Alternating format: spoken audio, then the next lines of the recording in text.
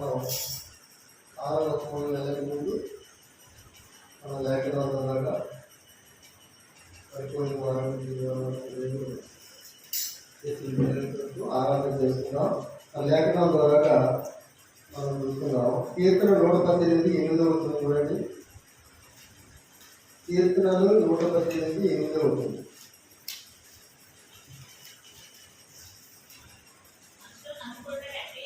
మనుషులను నమ్ముకున్నట్టు కంటే యెహోవాని ఆశ్రయించడం మేలు.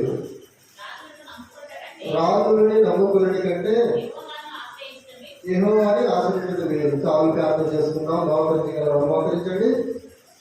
సర్వోన్నతుడా తండ్రి, నీ గొప్పనామానికి వందనాలు చెల్లిస్తున్నాం. అల్పులను అయోధులను లోకమాన్ని కలిగిన వాళ్ళు తండ్రి, మరి లేఖనంలో ఏముందో కూడా తెలియని రీతిలో ఉన్నవారు తండ్రి. నాయన మరి పరలోకం నుంచి నువ్వు అందిస్తే నువ్వు మాట్లాడుతులే కానీ ఇక్కడ మాట్లాడలేని ఒప్పుకుంటున్నాను తండ్రి. అలాగే ప్రభావ ఎంతవరకు వచ్చిన వాళ్ళు పెట్టి వందనాలు ప్రభావ. మరి ఇంకా దగ్గరగా దూరంగా ఎవరైతే ఉన్నారో వారు కూడా సకాలంలో నాయన దగ్గర నుండి తీసుకొస్తారని నీ కృప కనికరించమని బతుమాలుకుంటున్నాను తండ్రి. అలాగే ప్రభావ మరి పరలోకం నుంచి నాయన మరి నువ్వు అందిస్తే కానీ ఇక్కడ లేఖనాల ద్వారా నేను మాట్లాడలేనని నీ పాదాలు పట్టుకుంటున్నాను తండ్రి. అవును నాయన, నీ నోటికి కోరుగా వారితో మాకు ఏ మాటలైతే మరి కావాలో, ఏ అక్షరాలు పెట్టి నాయన మరి మేము నిన్ను ఆరాధించాలో అది మేము ఎలాగ ఆరాధన చేస్తే నాయన నువ్వు మహిమ పొందగలుగుతావో, మమ్మల్ని ఆస్వాదిస్తావో అటువంటి జ్ఞానమైన మాటలు దయచేయమని యేసు క్రీస్తు నామములో ప్రార్థించి బతిమాలి అడిగి వేడుకుంటున్నాను తండ్రి. ఆమేన్.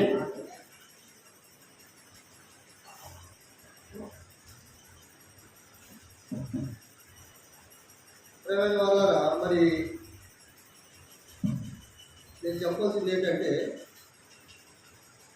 ఒకటి మీరు ఆలోచించాలి. నేను చెప్పిన ఆ అక్షరాలు ఒక లైన్ చదివి ఆపాలి. ఎందుకంటే ఇక్కడ నిలబడ్డవాడు ఎందుకు పనికిరాని వాడు. ఎందుకంటే ఈ బైబిల్లో ఏముందో కూడా తెలియదు. మరి తెలియకుండా మరి ఆరాధన మొత్తం మనం ఎట్లా చూడాలంటే ఆయన పరికరాలను కూడా పనికొచ్చినట్టుగా చేస్తాడని నిదర్శనం. నన్ను అలా వాడుకుంటున్నాడు అన్నమాట. అందుకని మీరు ఏం చేయాలంటే, నేను చెప్తాను, చెప్పింది ఏం చేయాలంటే ఒక లైఫ్ చదివి ఆపుతూ ఉంటే దాన్ని దేవుడిచ్చిన జ్ఞానంతో వివరిస్తూ ఉంటారు. 23వ కీర్తన 1వ వచనం చూడండి. బాగా చదివిన వాళ్ళు కొంచెం స్పష్టంగా చదివి చూస్తారు. 23వ కీర్తన. యెహోవా నా కాపరి, నాకేమీ కలగదు. ఆగండి. యెహోవా నా కాపరి, నాకు ఏమీ కలగదు అని ఎవరు అన్నారంటే మామూలు వ్యక్తి కాదనే వచ్చి ఒక రాజు అయిన దావీదు అంటున్నాడు, యెహోవా నా కాపరి అని స్పష్టంగా మాట్లాడుతున్నాడు. మనం ముందుగా ఒక మాట చూస్తున్నాం. ఏం చూస్తున్నాము? ఇప్పుడు ఏం చూస్తున్నాం? ముందు మనం మనుషులు నమ్ముడి కంటే ఈయన ఎవరు నమ్ముకున్నాడు? ఈయన ఒక రాజు. ఒక రాజు అయిన దావీదు ఎవరు నమ్ముకున్నాడంటే యేసును నమ్ముకున్నాడు కనుక ఆయన మీద ఆధారపడి ఉంటున్నాడు. కానీ నాకు సైనికులు ఉన్నారు, నాకు పరివారం ఉన్నారు, నాకు ఎంత ఆస్తి ఉంది అని మాత్రం ఉండలేదు. దావీదైన మహారాజు ఏం చేస్తున్నాడంటే యెహోవా నా కాపరి అంటే ఆయన ఉంటుండగా నాకు ఏ అపాయం రాదు, ఏమీ జరగదని ఆయన ఒప్పుకుంటున్నాడు. చూడండి కిందకి. అలాగే కింద చూడండి. పచ్చిక గల చోట్ల చూడండి. పచ్చిక గల చోట్ల ఆయన నన్ను పరుడు చేసుకున్నాడు అంటే ఒక ఆలోచించాలి. రాజైన వారికి ఎన్నో యుద్ధాలు వస్తుంటాయి. కోరమైన వారు వచ్చి ఆయన అర్థం చేయాలని అనుకుంటూ ఉంటారు. కానీ ఆయన భయపడకంటే ఏమన్నాడంటే పచ్చిక గల చోట్ల. పచ్చిక గల చోట్ల అంటే ఏం చూపిస్తుందంటే నీకు నాకు మనకి ఒక శాంతం, ఒక స్థలతనం, ఒక సంతోషం చూపిస్తుంది అక్కడ. మనం గమనించాలా. ఈ రోజు మందిరానికి వచ్చిన మనము పోయిన వారం నుంచి ఈ వారం వరకు సజీవుడిగా ఉండి మనం మందిరానికి వచ్చామంటే మరి మనం కూడా ఆలోచించాలా. మందిరానికి కొత్త వారు బయలుదేరిన వారు కానీ ఏదైనా పని నిమిత్తం బయలుదేరిన వారు కానీ ఎంతో మంది తిరిగి రాలేని స్థితిలో ఉన్నారు. నీవు నేను మనము కూడా మరి మందిరానికి వచ్చామంటే ఆయన మన పట్ల చూపించే కృప, జాలి, దయని మనం ఆలోచించేవారుగా ఉండాలి. పచ్చిక గల చోట్ల నన్ను పనులు పెట్టును అంటే ఆలోచించడం మరి ఎలా ఉందో. ఎందుకంటే పచ్చిక గల చోట్ల అంటే ఒక స్థలంగా ఒక సంతోషం చూపిస్తుంది. ఈ రోజు నీకు నాకు ఉన్న సంతోషం ఇతరులకు ఉండదని మనకి బయట ద్వారాగా లేఖనం ద్వారాగా దేవాస దేవుడు మనతో మాట్లాడుతున్నాడు. ఎందుకు చూడాలి? ఇంకా చూడండి, శాంతికరమైన జలముల వద్ద. ఎందుకంటే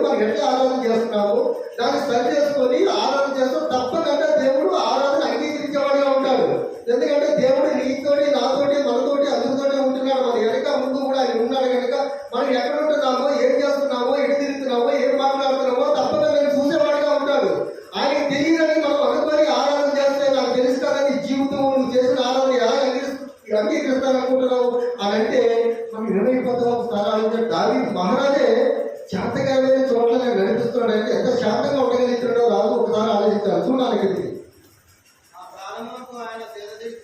చూడండి, నా ప్రయాణములకు ఆయన శాంతి తీరుస్తున్నాడు. శాంతి తీరుస్తున్నాడంటే ఒక శాంతంగా ఉంటున్నాం కాబట్టి మనకి ఎన్ని ఇబ్బందులు వచ్చినా, ఇరుకులు వచ్చినా, శ్రమలు వచ్చినా, బాధలు వచ్చినా, ఏది వచ్చినా సరే కానీ సంతోషంగా ఉంటాయి ఆయన చేస్తున్నాడని దావీదు మహారాజు ఒప్పుకున్నాడు. నువ్వు నేను ఎంతటి వాళ్ళు ఒప్పుకోవడానికి మందిరానికి వచ్చిన మనం ఆ శాంతకరమైన చోట్ల ఎప్పుడైతే ఉంటున్నామో మన ప్రాణం కూడా అంత హాయిగా ఉంటాయి. కారణం ఏంటంటే ఎవరితో గొడవ పెట్టుకుని ఇంటికి వచ్చి టెన్షన్ పడేవాళ్ళగా ఉంటాం. ఆ గొడవ లేనప్పుడు శాంతంగా ఉంటాం కదా, మనం ప్రాణం హాయిగా ఉంటుంది కదా. అదే మనం గమనించుకోవాలి. మందిరానికి వచ్చి నీవు నేను మనం బయట ఎలా ఉంటున్నాం అనేది మనకి మనమే ఆలోచించుకొని ఆలోచన చేసేవాళ్ళు ఉండాలి తప్ప నేను ఆలోచన కాదండి. చూడండి, తన నామమును బట్టి చూడండి మనం ఎలా ఉండాలంటే తన నామాన్ని పెట్టి నీతి మార్గంలో నడవాలి. మనం నీ నామాన్ని పెట్టి, నా నామాన్ని పెట్టి, ఇతర నామాన్ని పెట్టి కాదు. మనం నీతి మార్గంలో నడిచేటప్పుడు ఎలా ఉండాలంటే ఆయన నామాన్ని పెట్టి నడవాలి. అంతేగాని మనకి ఏదో డబ్బు ఉంది, ధనం ఉందని మన నీతి మార్గంలో నడిస్తే అది ఆరాధన చేస్తే మనం పరలోకరాజ్యం దేవుడు చేసుకోడు. ఎందుకంటే తన నామాన్ని పెట్టి మనం ఆరాధన చేయాలా, తన నామాన్ని పెట్టి మనం నీతి మార్గంలో నడవాలి. మనం తన నామాన్ని పెట్టి ఎప్పుడైతే ఉంటున్నామో మనకి ఎవరైనా సరే కానీ అపాయం చేయాలా, గొడవ చేయాలా, గోల చేయాలా, మనకి కీడు చేయాలనే వాళ్ళు ఎవరైనా ఉంటే వారు మాత్రం ఎవరు ఏమి చేయలేరు. ఎందుకంటే మనం ఆయన నామాన్ని పెట్టి ఉంటున్నాం కాబట్టి ఆయన నామం వెంటాడంటే కంటికి కనబడుతూ చెవులు కనబడుతూ ఆ నామం అంత గట్టిగా ఉంటుంది. దావీదు మహారాజే ఆయన మీద ఆధారపడుతున్నాడంటే మనం కూడా అలాగా ఆయన నామాన్ని పెట్టి ఆధారపడి ఉంటే తప్పకుండా మన మీద శోకలు, ఇరుకులు, ఇబ్బందులు, చెప్పులు మొత్తం తొలగిపోయేవారుగా ఉంటాయి. చూడండి, గాఢంధకారపు లోయ. లోయ అంటే చూపిస్తుంది నీకు నాకు మనకి ఒక చీకటి, ఒక భయం, ఒక భయాన్ని అక్కడ చూపిస్తుంది అనమాట. గాఢంధకారపు లోయ అంటే ఒక భయం చూపిస్తుంది. 2-3 సంవత్సరాల కింద కరోనా వచ్చినప్పుడు చెట్టు ఆకు రాలిపోయినట్టు రాలిపోయి అందరూ మరి నీవు నేను మనం బతుకున్నామంటే కారణం ఏంటి? ఆయన నామాన్ని బట్టి మనం ఉన్నాము కలిగి అలా బతుకున్నాం. కానీ చనిపోయిన వాళ్ళకంటే డబ్బున్న వాళ్ళమా, ధనమున్న వాళ్ళమా, ఆస్తున్న వాళ్ళమా, బలం ఉన్న వాళ్ళమా, తెలివితేటలు ఉన్న వాళ్ళమా? డాక్టర్లే చనిపోయారు. అలాంటి నీవు నేను మనం బతుకుని ఈ రోజు వర్తమానం వింటున్నామంటే దేవాది దేవుడు నీ పట్ల నా పట్ల ఎంత గొప్ప కార్యం చేశాడో మనం ఆలోచించుకోవాలా. ఆయన ఆలోచించుకుంటే ఎలా ఉండగలుగుతాం చెప్పండి? ఆయన ఆలోచించుకుంటే ఉండగలమా? ఈ రోజు ఇలాంటి సజీవుడిగా మనం ఉన్నామంటే ఆయన ఆరాధించకంటే ఆయన పాదాలు పెట్టుకోవాలి ఎలా ఉండగలమో ఆలోచించండి. బైబిల్లో ఎక్కడ కూడా డబ్బు, దేవుని నమ్ముకుంటే డబ్బు వస్తుంది, పొలం వస్తుంది, బంగాళాలు వస్తాయి, మేళలు వస్తాయి అని ఎక్కడా కూడా దేవాలయ దేవుడు పొందపరచలేదు. డబ్బుకి ఇప్పుడు కూడా మనం లోపడకూడదనే బైబిల్ చెబుతుంది నీతో, నాతో, మనతోటి. అలాంటిది ఏది లేని మనము ఆకు రాలిపోయినట్టుగా రాలిపోయిన నుంచి తీసి ఈ రోజు ఈ వర్తమానం వింటానికి మన దేవుడు సజీవుడిగా ఉంచాడంటే ఆయన ఆరాధన చేయడానికి ఎలా ఉండగలమో మనకి మనమే ఆలోచించుకునే వారిగా ఉండాలి. చూడాలి, గాఢంధకారపు లోయలను సంతరించినాడు కానీ చూడండి ఏ అబ్బాయికి భయపడు. నువ్వు నేను భయపడ్డావా? భయపడ్డావా అయితే కరోనా వేళ అప్పుడే చనిపోదు. మనం వాళ్ళు వచ్చింది నాకు వస్తుందని అనుకుంటావా? ఎప్పుడో చనిపోయేవాళ్ళు. చనిపోయాలంటే ఉంటే కారణం ఏంటంటే ఆయన నామాన్ని పెట్టి ఉండి గాఢంధకార లోయలో ఉన్నా కానీ దావీదు మహారాజు ఎలాగైతే భయపడలేదో మనం కూడా అలా భయపడకుండా ఆయన నామాన్ని పెట్టి ప్రార్థన చేసే వారిగా ఉన్నాం. కాబట్టి మనకి కరోనా వచ్చినా కానీ మనకు తెలియకుండానే అది దాని బట్టి అది వెళ్ళిపోయినట్టుగా దేవుడు చేశాడు. ఇంత గొప్ప కార్యం చేసిన దేవుడికి మనం ఆరాధన చేయకుండా ఎలా ఉండగలమో ఆలోచించండి. గాఢంధకారపు లోయ అంటే దేవుడు ఏం చేశాడంటే ఏ మాట పొందవచ్చినా కానీ నీకోసం, నా కోసం, మన కోసం బైబిల్ గ్రంథంలో పొందుపరిచాడు. దావీదు మహారాజును కూడా రాజైన వాడు మనసు కలిగి అంత దీనస్థితిలో ఉండి దేవుడిని ఆరాధిస్తాడంటే ఈరోజు నీవు నేను కూడా ఆయన్ని చూసి మనం నేర్చుకొని మనం కూడా ఆయన్ని ఆరాధించే వారుగా ఉండాలనే కానీ ఏదో ఆలోచన తలుపు కాలేదు. ఎందుకంటే లేఖనం ద్వారా దేవుడు మనతో మాట్లాడుతున్నాడు. ఇక్కడ నిలబడి నాకు అసలు ఏమి కూడా తెలియదు. తెలియకపోయినా కానీ ఇక్కడ నిలబెట్టి మాట్లాడిస్తానంటే కారణం ఏంటి? ఆయన్ని అందిస్తున్నాడు, మేము ఎదురిస్తున్నాం. చిత్తపడి ఏముండదు, ఏమంటే మనం చెప్తామంటే చెప్పేది ఏముండదు. అక్కడ అర్హతలు అంటే చెప్పేసుకోవడమే. అలా చెప్పేసుకుంటే కారణం ఏంటంటే మనలో ఉన్న పట్టుదల. దేవాది దేవుడు వాకు మనము కూడా ఎదిరించాలని మన పట్టుదల నీలో, నాలో, మనలో ఉంటే చదువు కూడా పనికిరాదండి. దేవుడిచ్చే జ్ఞానం ముందు చదువు కూడా పనికిరాదు. చదువు కొంతవరకే పనికొస్తుంది కానీ దేవుడిచ్చే జ్ఞానం ముందు ఏది కూడా పనికిరాదు. ఎందుకంటే గొప్ప చెప్పగా మాట్లాడుతున్నావు అంటే కారణం ఏంటంటే నా హృదయాన్ని దేవుడు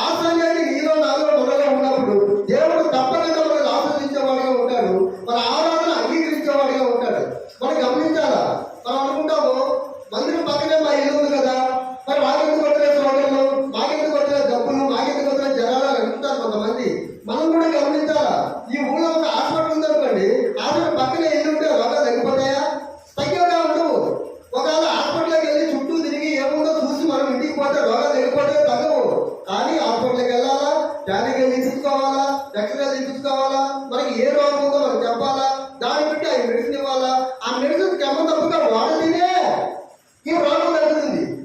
మరి మందు అడుగుతుంది నీకు లేదు, మనం కూడా మనలో ఏముందో, ఇబ్బంది ఉందో, ఇల్లు ఉన్నాయో, చెమ్మలు ఉన్నాయో, బాధలు ఉన్నాయో ఇవన్నీ కూడా ఆయనకి చెప్పేవారిగా ఉండాలా. చెప్పి ఆ మెడిసిన్ వాడినట్టుగా క్రమం తప్పకుండా మనం కూడా ప్రార్థన చేసేవారిగా ఉండాలి. అలా చేస్తే తప్పకుండా ఎవరు స్వామినాలు తీసేస్తూ ఉంటాయి. మనం అనుకుంటూ ఉంటాం ప్రార్థన చేయండి అని, వాటిలో అన్న తింటే ఒక పూట తింటాం, మన ఇంట్లో అయితే ప్రతి రోజు తింటాం.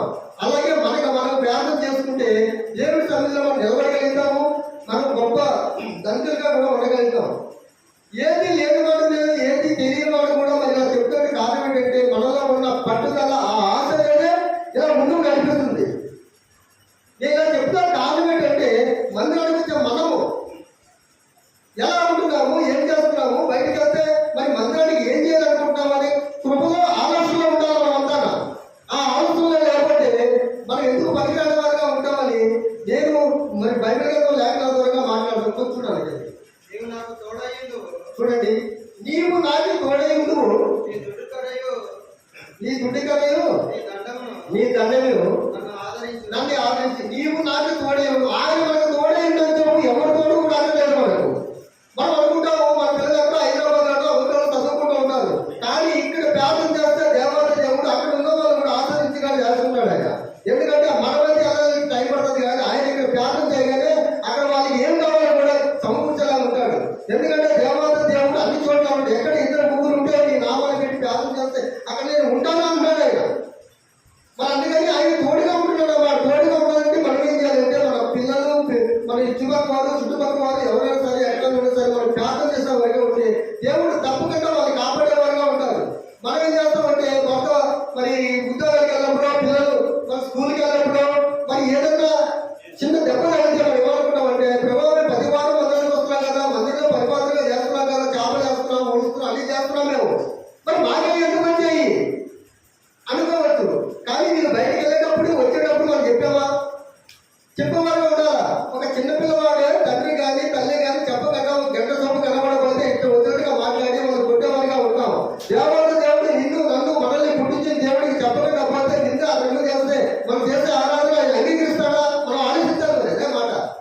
ఎందుకంటే భూమి మీద ఉన్న మనమే మన పిల్లలు మనకు చెప్పకుండా ఏదైనా పని చేస్తే మనం ఒప్పుకునే వారిగా ఉండవే. మన దేవుడికి మరి ఒప్పుకొని మనము ఆయన రక్తంలో కనబడి మరి బాధ్యత తీసుకున్న మనము ఆయన చెప్పకుండా ఏ పని చేసి అది నష్టపోతే ఎందుకు ప్రేమ ఎలా చేస్తామంటే ఆయన ఒప్పుకుంటాడా?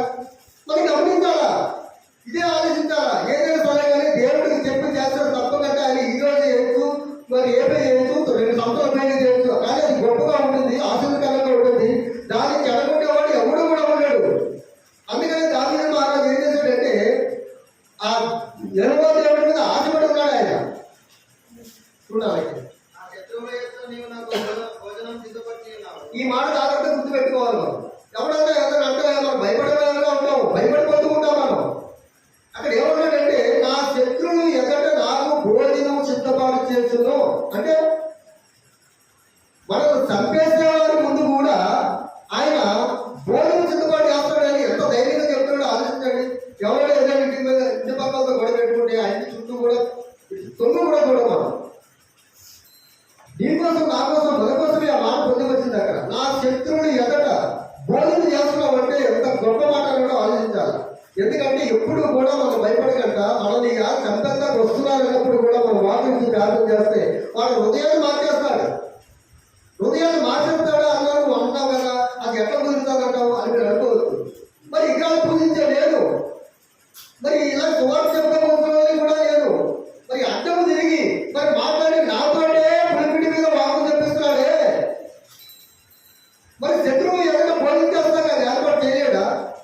ఈ హృదయం మారాలంటే హాస్పిటల్కి వెళ్ళి ₹1,00,000 ఇచ్చినా సరే కానీ ఆపరేషన్ చేస్తే కానీ హృదయం మారదు. దేవాది దేవుడికి హృదయాన్ని ఇచ్చినప్పుడు హృదయం ఆయన మారిస్తే తప్పకుండా అలాగే ఉంటుంది.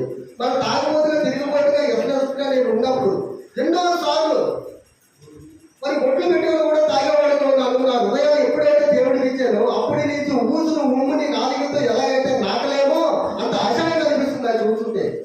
దానికి కారణం ఏంటంటే ఈ హృదయాన్ని ఆయన చెప్పాను, ఆయన నన్ను భద్రపరిచాడు, ఆయనకు సాక్షిగా నన్ను ఉంచుకుంటున్నాడు.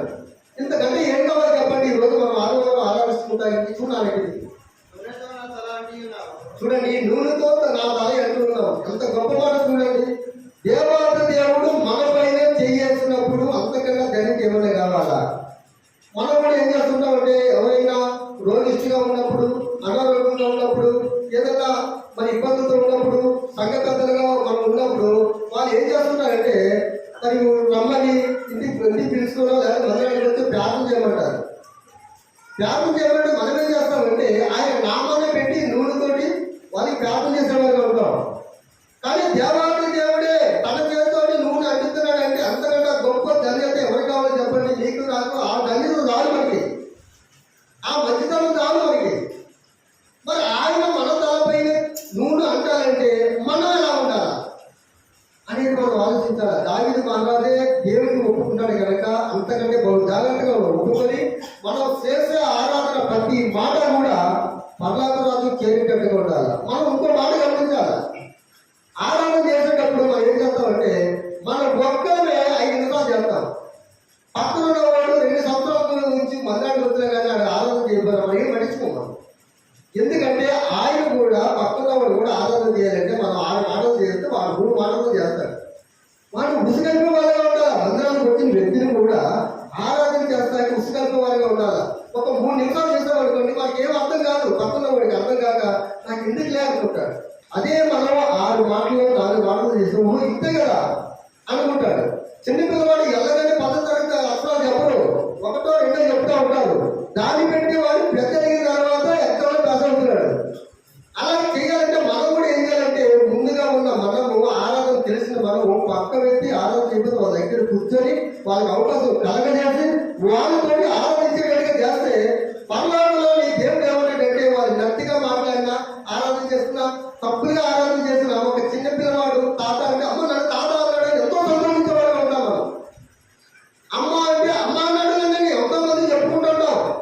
అలాగే దేవుడు కూడా నా కుమారుడు మందిరంలో ఆరాధించాడు 2 మాటలు ఈరోజు అని పర్లోకంలో ఆయన సంతోషించేవాడుగా ఉంటాడు.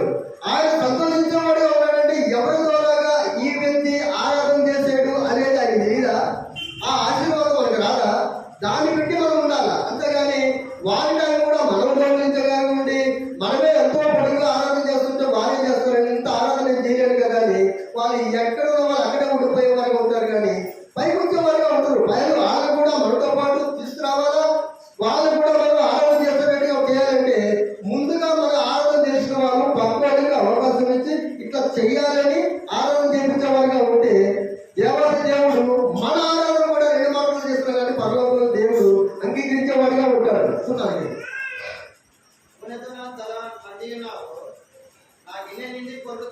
చూడండి, నా గిన్నె నిండి పొరుగుతుందంటే మనం చాలా జాగ్రత్తగా వెళ్తుంది. బైబిల్కి మనం చెప్పే మాటకి ఆపోజిట్ గా ఉంటుంది.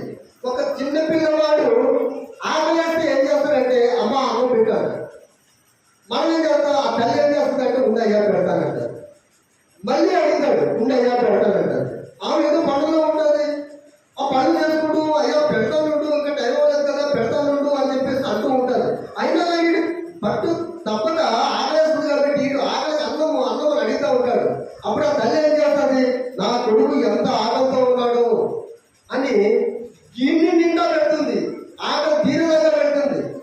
అన్నం ఆ చిన్నపిల్లవాడికి ఒక తల్లి అడగ ఆహారము గిన్నె నిండా పెడుతుందంటే ఇరుకుల ఇబ్బందులు చెప్పనున్న మనము మరి దేవాది దేవుడి సన్నిధిలో మొదలుపెట్టుకుంటే ఆయన మన ప్రార్థన విన్నప్పుడు గిన్నె నిండి పొడిగట్టుగా పెట్టలేదా?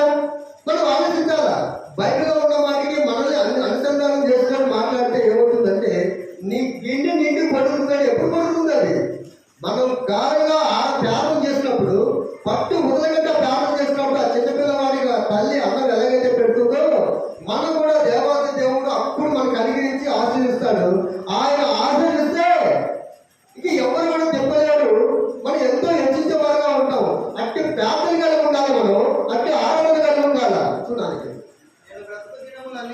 చూడండి ఆయన ఏమంటారు, నేను దావీదు మహారాజు ఆయన బతుకు దినములన్నీ కూడా ఉపాశ్యామములై నా వెంట వచ్చిన చిరకాలము. చూడండి ఆయన ఏమంటాడు, చిరకాలం అంటే భూమి మీద ఉన్నంత కాలము కూడా నేను యెహోవా మందిరంలో సంచరించను అంటున్నాడు. ఇంతకంటే ఏదో చెప్పండి. ఇంటికాల నుంచి మందిరం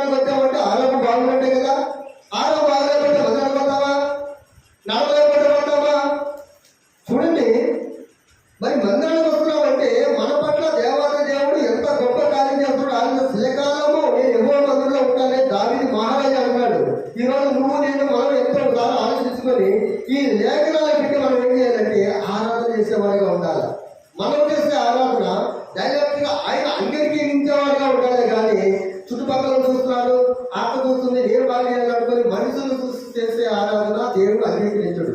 అందుకని నీవు నేను మనము ఆరాధనతో మనం విన్నాం కాబట్టి ఏదైతే ఉన్నామో వీరిని మొత్తం మనం మనం అనుసంధానం చేసుకొని ఆరాధించే వాళ్ళుగా ఉండాలా.